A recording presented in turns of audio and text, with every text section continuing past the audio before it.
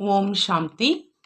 அவ்யக்த முரளி 15/1/1986. அவ்யக்த பாப்தாதா, மதுபன். இன்றைய முரளியின் தலைப்பு மலிவான வியாபார ஒப்பந்தம் மற்றும் சேமிப்பிற்கான பட்ஜெட்.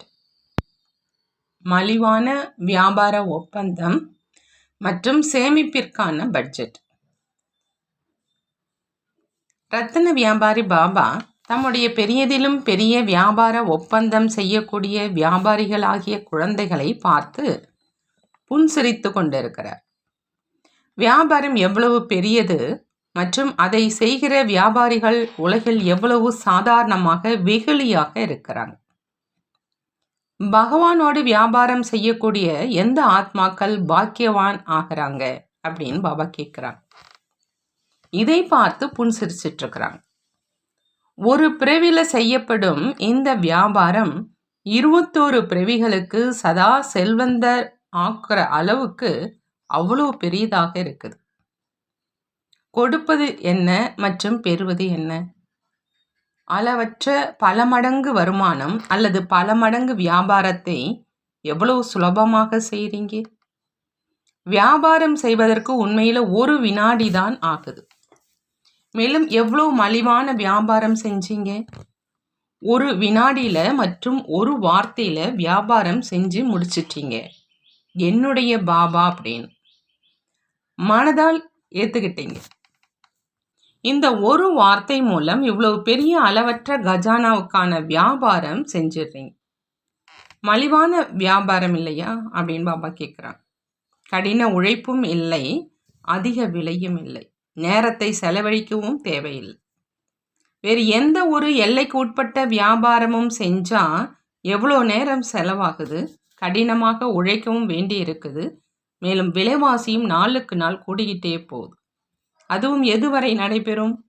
ஒரு பிறவிக்கும் கூட கேரண்டி கிடையாது. ஆக இப்போ சிரேஷ்ட வியாபாரம் செஞ்சிட்டிங்களா அல்லது இப்போது செய்யலாமா அப்படின்னு யோசிச்சுட்டு இருக்கீங்களான்னு பாபா கேட்குறாங்க. பக்கா வியாபாரம் செஞ்சிட்டீங்க இல்லையா? பாப்தாதா தம்முடைய வியாபாரி குழந்தைகளை பார்த்துட்டு இருந்தாங்க. வியாபாரிகளினுடைய பட்டியல்ல யார் யார் புகழ் பெற்றவங்கன்னு பாபா கேட்கிறார். உலக மனிதர்களும் புகழ் பெற்றவர்களினுடைய பட்டியலை தயாரிக்கிறாங்க இல்லையா? விசேஷ டைரக்டரியும் தயார் செய்கிறாங்க. பாபாவினுடைய டைரக்டரியில் யார் யாருடைய பெயர்கள் இருக்குது?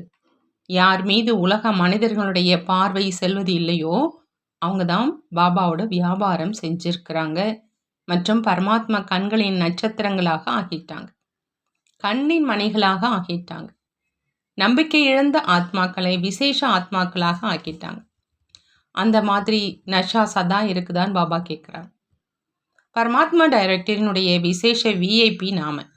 அதனால தான் கள்ளம் கபடமற்றவர்களின் பகவான் அப்படின்னு பாடப்பட்டிருக்கிறாங்க. சாமர்த்தியசாலிகளும் இருக்கிறாங்க. ஆனால் கள்ளம் கபடமற்றவர்களைத்தான் அவங்களுக்கு பிடிச்சிருக்குது. உலகத்தின் வெளிப்புற சாமர்த்தியம் பாபாவுக்கு பிடிக்கல.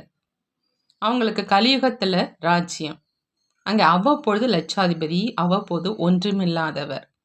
ஆனால் நீங்கள் அனைவரும் சதா காலத்துக்கான பத்மாபதி, அதாவது பல கோடிக்கு அதிபதியாக ஆகிடுறீங்க. பயத்தினுடைய ராஜ்யம் இல்லை, பயமற்றதுன்னு பாபா சொல்கிறாங்க. இன்றைய உலகத்தில் செல்வமும் இருக்குது, பயமும் இருக்குது. எவ்வளவு செல்வம் இருக்குதோ அவ்வளோ பயத்திலே தான் சாப்பிட்றாங்க, பயத்திலே தான் தூங்குறாங்க. ஆனால் நீங்கள் கவலையற்ற மகாராஜாவாக ஆயிடுறீங்க, பயமற்றவர்களாக ஆகிடுறீங்க. பயம் அப்படிங்கிறது பூதம் அப்படின்னு சொல்லப்படுது. நீங்கள் அந்த பூதத்திடம் இருந்தும் விடுபட்டு இருக்கீங்க. பயம் உங்களுக்கு ஏதாவது இருக்குதா அப்படின்னு பாபா கேட்குறாங்க. எங்கே எனது என்பது இருக்குதோ அங்கே பயம் இருக்கும். மேரா பாபா, அதாவது என்னுடைய பாபா, ஒரு சிவபாபா மட்டுமே பயமற்றவராக ஆக்குபவர். அவரை தவிர வேறு எந்த ஒரு தங்கமானாக இருந்தாலும் அது எனது என்றால் பயம்தான். ஆகவே சோதிச்சு பாருங்க. எனது எனது என்ற சமஸ்காரம் பிராமண வாழ்க்கையில் எந்த ஒரு சூட்சம ரூபத்திலும் இருந்து விடவில்லையே. எப்படி வெள்ளி விழா பொன் விழா கொண்டாடிட்டு இருக்கீங்க இல்லையா? வெள்ளியாக இருந்தாலும் தங்கமாக இருந்தாலும் அதை நெருப்பில் இட்டு கலப்படத்தை நீக்கினால்தான் உண்மையானதாக ஆகும். உண்மையான வெள்ளி விழா உண்மையான பொன் விழா இல்லையா? ஆக விழாவை கொண்டாடுவதற்காக உண்மையான வெள்ளி உண்மையான தங்கமாகத்தான் வேணும். வெள்ளி விழா கொண்டாடுறவங்க வெள்ளிதான் என்பதில்லை. இதுவும் வருடங்களின் கணக்கின்படி வெள்ளி விழா அப்படின்னு சொல்றீங்க. ஆனா அனைவரும் பொன்யுகத்தினுடைய அதிகாரி, பொன்யுகத்தினர். ஆகவே சோதிச்சு பாருங்கன்னு பாபா சொல்றாங்க. உண்மையான தங்கமாக எதுவரை ஆகியிருக்கீங்க? வியாபாரமும் செஞ்சிருக்கீங்க, ஆனால் வந்ததை உடனே சாப்பிட்டுட்டீங்கள் என்ற அந்த மாதிரி இல்லையே. 20 தலைமுறைகளுக்கு சதா அனைத்தும் நிறைந்தவர்களாக இருக்கும் அளவு சேமிச்சிருக்கீங்களா? உங்கள் வம்சாவளியும் கூட மிக பெரும் செல்வந்தர்களாக இருக்கணும். 21 பிறவிகள் மட்டுமில்லை, ஆனால் துவாபர யுகத்திலும் கூட பக்த ஆத்மாக்களாக இருக்கிற காரணத்தினால எந்த ஒரு குறைவும் இருக்காது. அவ்வளவு செல்வம் துவாபர யுகத்திலும் இருக்கும். அதை கொண்டு தான புண்ணியம் நன்கு செய்ய முடியும். கலியுகத்தின் கடைசியிலும் பாருங்க, கடைசி பிறவிலும் கூட பிச்சைக்காரர்களாக ஆகவில்லைதானே? இந்த சமயத்தினுடைய வருமானம் அல்லது வியாபாரம் முழு கல்பத்திலும் உங்களை பிச்சைக்காரராக ஆக்கிவிடாது. அவ்வளவு சேர்த்து வச்சிருக்கீங்க. கடைசி பிறவிலும் கூட பருப்பு ரொட்டி சாப்பிட்றீங்க. இவ்வளவு சேமிப்பினுடைய கணக்கு வச்சிருக்கீங்களா? பட்ஜெட் தயாரிப்பதற்கு வருதா? சேமிப்பதில் சாமர்த்தியசாலிகள் தான் இல்லையா அப்படின்னு பாபா கேட்குறாங்க. இல்லை அப்படின்னா 21 பிறவிகளுக்கு என்ன செய்வீங்க? வருமானம் சம்பாதிப்பவர்களாக ஆவீங்களா அல்லது ராஜ்ய அதிகாரி ஆகி ராஜ்யம் செய்வீங்களான்னு கேட்குறாங்க. ராயல் குடும்பத்துக்கு சம்பாதிப்பதற்கான அவசியம் இருக்காது. பிரஜைகள் சம்பாதிக்க வேண்டியது இருக்கும், அதிலும் நம்பர் இருக்குது. பணக்கார பிரஜை மற்றும் சாதாரண பிரஜை, ஏழையும் இருக்கவே மாட்டாங்க. ஆனால் ராயல் குடும்பம் புருஷார்த்தத்தினுடைய பிராலப்தமாக ராஜ்யத்தை அடைவாங்க. பல பிறவிகளாக ராயல் குடும்பத்தினுடைய அதிகாரி ஆகிறாங்க. ராஜ்ய சிம்மாசனத்தினுடைய அதிகாரி ஒவ்வொரு ஜென்மத்திலும் ஆகிறதில்லை. ஆனால் ராயல் குடும்பத்தின் அதிகாரத்தை பல பிறவிகளுக்கு அடைகிறாங்க. ஆக என்னவாக ஆவீங்க? இப்போ பட்ஜெட்டை உருவாக்குங்க. பட்ஜெட்டினுடைய திட்டத்தை தயார் செய்யுங்க. இப்போதைய உலகத்தில் வீணானவற்றையிலிருந்து சிறந்தவற்றை உருவாக்குறாங்க. வீணானவற்றை தான் சேமிக்கிறாங்க. ஆகவே நீங்கள் அனைவரும் கூட பட்ஜெட்டின் கணக்கை சதா ஸ்மிருதியில் வைங்க. பட்ஜெட் தயார் செய்யுங்க. சங்கல்ப சக்தி, வாய்மொழியினுடைய சக்தி, கர்மத்தின் சக்தி, சமயத்தின் சக்தி, இவற்றை எப்படி எங்கே காரியத்தில் ஈடுபடுத்துறது? இத்தனை சக்திகளும் வீணாகி போகுது என்று இருக்கக்கூடாது. சங்கல்பம் கூட சாதாரணமானது அப்படின்னா, வீணானது என்றால் வீணானது மற்றும் சாதாரணம் இரண்டும் சேமிப்பு கிடையாது. ஆனால் இழந்துட்டீங்க. நாள் முழுவதிலும் தனது சார்ட்டை உருவாக்குங்க. இந்த சக்திகளை காரியத்தில் ஈடுபடுத்தி எந்த அளவு அதிகரிக்க செஞ்சீங்க? ஏன்னா எவ்வளவு காரியத்தில் ஈடுபடுத்துவீங்களோ அவ்வளவு சக்தி அதிகரிக்கும். அனைவரும் அறிஞ்சிருக்கீங்க சங்கல்ப சக்தி உள்ளது அப்படின்னு. ஆனால் காரியத்தில் ஈடுபடுவதற்கான அபியாசம் இதில் நம்பர்வார் இருக்கிறாங்க. சிலர் பிறகு காரியத்திலும் ஈடுபடுத்துறது இல்லை, பாவ காரியத்திலும் இழப்பதில்லை. ஆனால் சாதாரண தினசரி நடவடிக்கையில் சம்பாதிக்கவும் இல்லை, இழக்கவும் இல்லை, சேமிப்போ ஆகலை இல்லையா? சாதாரண சேவையின் தினச்சரியா அல்லது சாதாரண செயல்பாடுகளின் தினச்சரியாவை பட்ஜெட் கணக்கு சேமிப்பானதாக சொல்ல மாட்டாங்க. தங்கள் சக்திக்கு ஏற்றவாறு சேவையும் செய்தோமா, படிப்பையும் படித்தோமா என்பதை மட்டுமே சோதிக்காதீங்க. யாருக்கும் துக்கம் தராமல் இருந்தோமா? எந்த ஒரு தலைகீழான காரியமும் செய்யாது இருந்தோமா? ஆனால் துக்கம் தராமல் இருந்த நாம் சுகம் கொடுத்தோமா? எவ்வளவு மற்றும் எத்தகைய சக்திசாலி சேவை செய்ய வேண்டுமோ அவ்வளவு செய்தோமா? எப்படி பாப்தாதா சதா வழிகாட்டுதல் கொடுக்கிறாங்க. நான் எனது என்பதை தியாகம் செய்வதுதான் உண்மையான சேவை. அந்த மாதிரி சேவை செய்தோமா? தலைகீழான வார்த்தைகளை பேசவில்லை, ஆனால் நம்பிக்கை அற்றவர்களுக்கு நம்பிக்கை ஏற்படுத்துகிற மாதிரி வார்த்தையை பேசினோமா? தைரியமற்றவர்களை தைரியசாலியாக ஆக்கணுமா? குஷியினுடைய ஊக்கம் உற்சாகத்தில் யாரையாவது கொண்டு வந்தோமா? இதுதான் சேமிப்பாகும், சிக்கனம் மேற்கொள்வது ஆகும். அதுபோலவே 2 மணி நேரம் 4 மணி நேரம் கடந்து விட்டது என்றால் அது சேமிப்பு ஆகாது. அனைத்து சக்திகளையும் சிக்கனம் செய்து சேமித்து வைங்க. அந்த மாதிரி பட்ஜெட் தயார் செய்யுங்க. இந்த வருடம் பட்ஜெட் தயாரித்து காரியம் செய்யுங்க. ஒவ்வொரு சக்தியையும் எப்படி காரியத்தில் ஈடுபடுத்துவது என்பதற்கான திட்டத்தை உருவாக்குங்க. உலகத்தின் ஒவ்வொரு ஆத்மாவும் ஏதேனும் பிராப்தி அடைந்து உங்கள் குணத்தை புகழ்ந்து பாடுற மாதிரி ஈஸ்வரிய பட்ஜெட்டை உருவாக்குங்கன்னு பாபா சொல்கிறாங்க. அனைவருக்கும் எதையாவது கொடுக்கத்தான் வேண்டும். முக்தி கொடுங்க அல்லது ஜீவன் முக்தி கொடுங்க. மனித ஆத்மாக்களை மட்டும் என்ன, இயற்கையும் கூட பாவனமாக்குகிற சேவை செய்து கொண்டு இருக்கீங்க. ஈஸ்வரிய பட்ஜெட், அதாவது சர்வ ஆத்மாக்களும் இயற்கையோடு கூடவே பாவனமாக ஆயிடுறாங்க.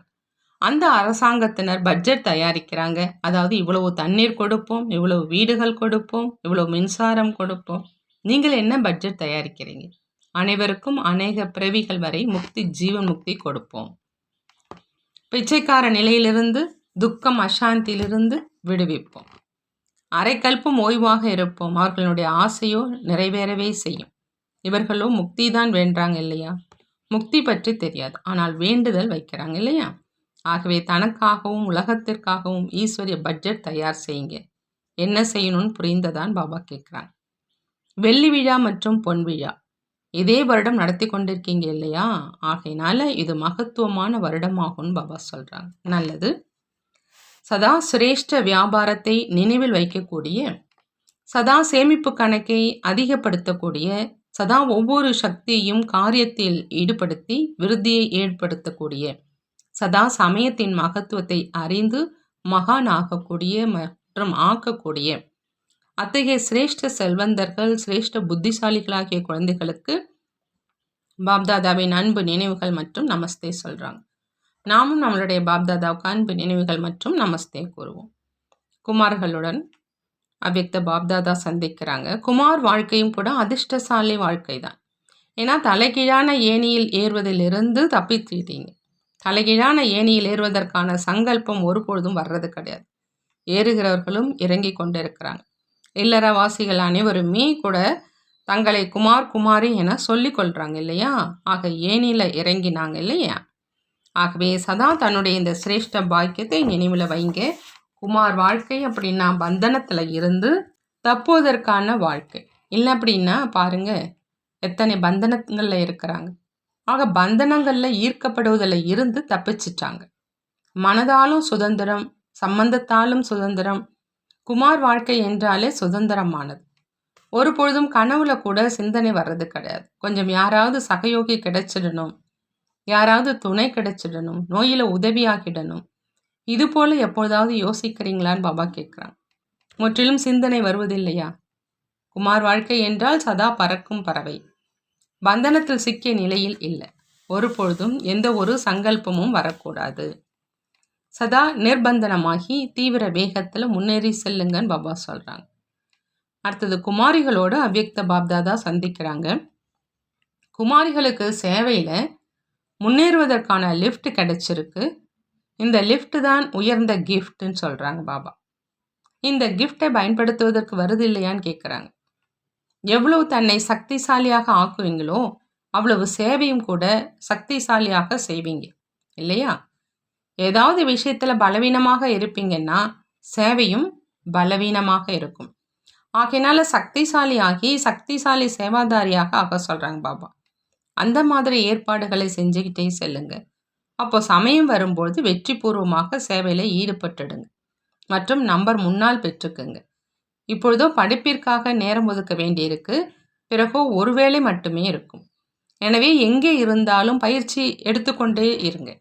நிமித்தமாகி இருக்கிற ஆத்மாக்களின் துணையில் ஏற்பாடுகள் செஞ்சுக்கிட்டே இருங்க. அப்போ தகுதி உள்ள சேவாதாரியாக ஆயிடுவீங்க. எவ்வளவு முன்னேறி செல்றீங்களோ அவ்வளவு தனக்குத்தான் நன்மை அப்படின்னு பாபா சொல்கிறார். அடுத்ததாக சேவாதாரி டீச்சர் சகோதரிகளோடு அவ்யக்த பாப்தாதா சந்திக்கிறாங்க. பாப்தாதா சொல்கிறாங்க, சேவாதாரி அப்படின்னா சதா நிமித்தமாக இருக்கிறவங்க.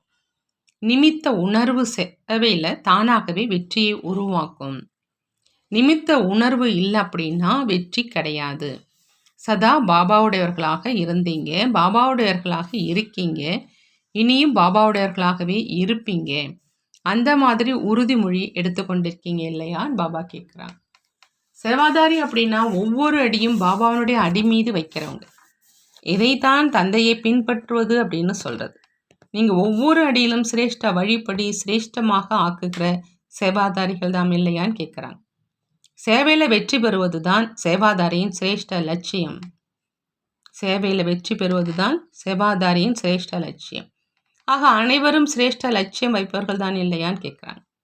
எவ்வளவு சேவையில் மற்றும் சுயத்தில் வீணானவை முடிஞ்சு போயிருக்குதோ அவ்வளவுதான் சுயம் மற்றும் சேவை சக்திசாலியாக ஆகுது. ஆகையினால வீணானவற்றை முடிச்சிட்டு சதா சக்திசாலியாக ஆகணும். இதுதான் சேவாதாரிகளினுடைய சிறப்பு.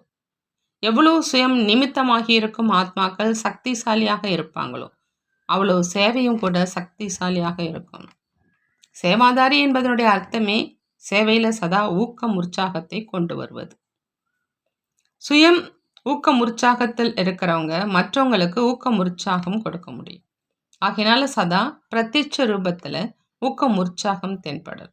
நான் உள்ளேயே இருக்கிறேன், ஆனால் வெளிப்புறத்தில் காணப்படலை என்ற அந்த மாதிரி இல்லை. குப்த புருஷார்த்தம் என்பது வேறு பொருள். ஆனால் ஊக்கம் உற்சாகம் மறைந்திருக்க முடியாது.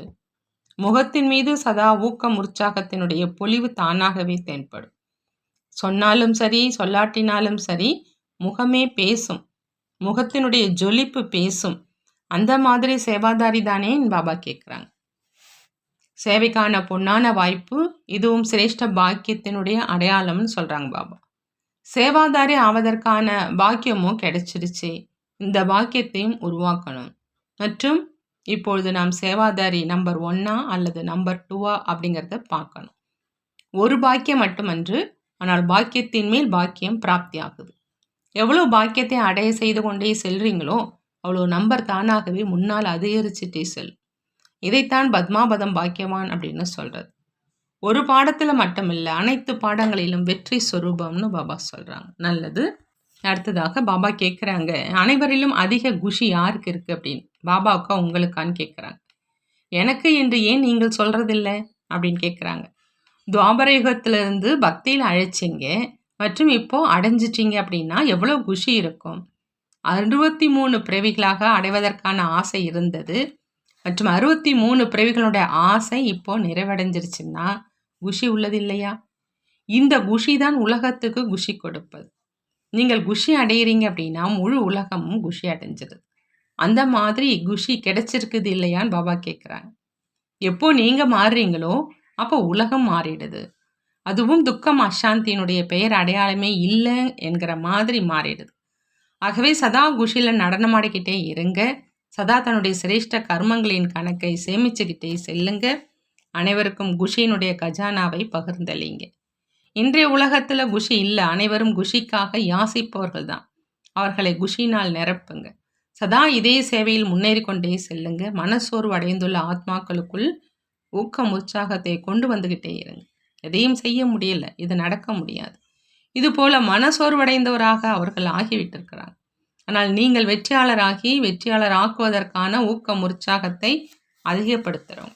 சதா வெற்றியினுடைய சிமிர்த்தியினுடைய திலகம் அணிந்தவராக இருக்கணும். திலகதாரியும் கூட மற்றும் சுயராஜ்ய அதிகாரியும் கூட இதே ஸ்மிருதியில் சதா இருங்கன்னு பாபா சொல்கிறாங்க.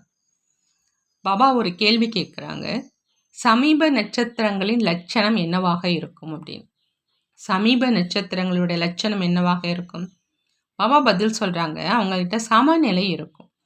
சமீப நட்சத்திரங்களிடம் பாப்தாதாவினுடைய குணங்கள் மற்றும் காரியம் பிரத்யட்சமாக காணப்படும். எவ்வளவு சமீபமோ அவ்வளவு சமநிலை இருக்கும். அவங்களுடைய முகம் பாப்தாதாவினுடைய சாட்சாத்காரம் செய்விக்கும் கண்ணாடியாக இருக்கும். அவங்கள பார்த்ததுமே பாப்தாதாவினுடைய அறிமுகம் கிடைச்சிடும். உங்களை பார்க்கும்போது அவங்களுக்கு கவர்ச்சி பாப்தாதாவின் பக்கம் இருக்கும். மகன் தந்தையை எடுத்து காட்டுவான் அப்படின்னு சொல்லப்படுவது இதுதான். நீங்கள் யார் மீது அன்பு வைத்தாலும் அதனுடைய முத்திரையானது நீங்கள் எடுத்து வைக்கும் ஒவ்வொரு அடியிலும் காணப்படும். எவ்வளவு புன்சிரித்த மூர்த்தியோ அவ்வளவு கவர்ச்சி மூர்த்தி ஆகிடுவீங்கன்னு பாபா சொல்கிறாங்க. நல்லது. பாபா வரதானம் கொடுக்குறாங்க, சேவையின் மூலம் அநேக ஆத்மாக்களின் ஆசீர்வாதம் பெற்று சதா முன்னேறக்கூடிய மகாதானி ஆகுக. சேவையின் மூலம் அநேக ஆத்மாக்களின் ஆசீர்வாதம் பெற்று சதா முன்னேறக்கூடிய மகாதானி ஆகுக. மகாதானியாக ஆகணும்னா பாபா சொல்றாங்க, சேவையின் மூலமா அநேக ஆத்மாக்களினுடைய ஆசீர்வாதத்தை பெற்று சதா முன்னேறணும் அப்படின்னு. மகாதானி ஆவது அப்படின்னா, மத்தவங்களுக்கு சேவை செய்வது. மகாதானி ஆவது அப்படின்னா பாபா சொல்றாங்க, மத்தவங்களுக்கு சேவை செய்வது. மத்தவங்களுக்கு சேவை செஞ்சா தன்னுடைய சேவை தானாகவே நடந்துடுது. மகாதானி ஆவதுன்னா தன்னை பெரும் செல்வந்தராக ஆக்கிக் கொள்வது. மகாதானி ஆவதுன்னா அடுத்து பாபா சொல்றாங்க, தன்னை பெரும் செல்வந்தராக ஆக்கிக் கொள்றது அப்படின்னு. எவ்வளவு ஆத்மாக்களுக்கு சுகம், சாந்தி மற்றும் ஞானத்தின் தானம் செய்வீங்களோ, அந்த அளவு ஆத்மாக்களின் பிராப்தியினுடைய சப்தம் அல்லது நன்றி வெளிப்படுது. அது உங்களுக்கு ஆசீர்வாதத்தினுடைய ரூபமாக ஆயிடும். இந்த ஆசீர்வாதங்கள் தான் முன்னேறுவதற்கான சாதனம். யாருக்கு ஆசீர்வாதங்கள் கிடைக்குதோ அவங்க சதா குஷியாக இருப்பாங்க. ஆகினால தினந்தோறும் அமிர்த வேளையில மகாதானி ஆவதற்கான திட்டத்தை உருவாக்குங்கன்னு பாபா சொல்றாங்க.